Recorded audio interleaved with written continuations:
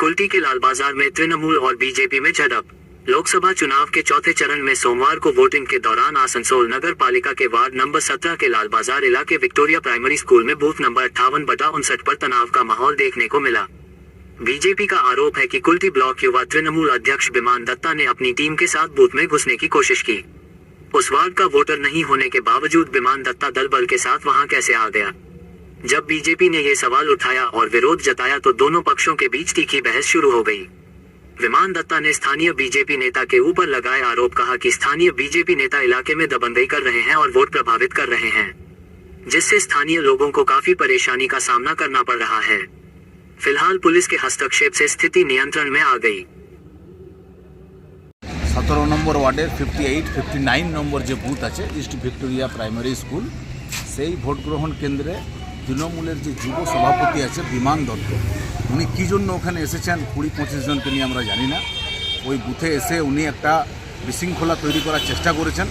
আমরা পুলিশ প্রশাসনকে বলেছিলাম, ওনারা এসছেন, ওনারা হয়তো বুঝে গেছেন যে ওরা পেরে উঠছেন না, তাই এরকম কাজ করছেন। আমরা ওদেরকে বলে দিতে চাই এইসব কাজ কুলটির বুকে হবে না, ঠিক আছে?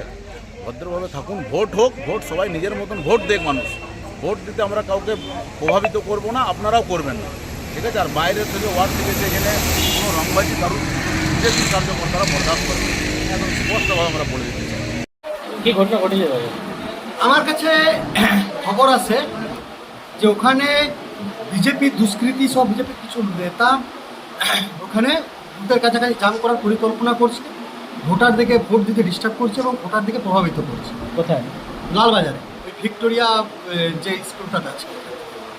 তো আমার কাছে খবর পাবো তো আমি তখন যাই, দেখি ওখানে প্রচুর গ্যাঞ্জাম হয়ে আছে। আমি সাথে সাথে সেক্টর অফিসারকে আপনি খবর নিতে পারেন। আমি সেক্টর অফিসারকেও বলেছি, ওই দায়িত্বে যে আছে সেন্টারের, সে অফিসারকেও আমি বলেছি ফোন করে যে ইমিডিয়েটলি এটা হাঁটান।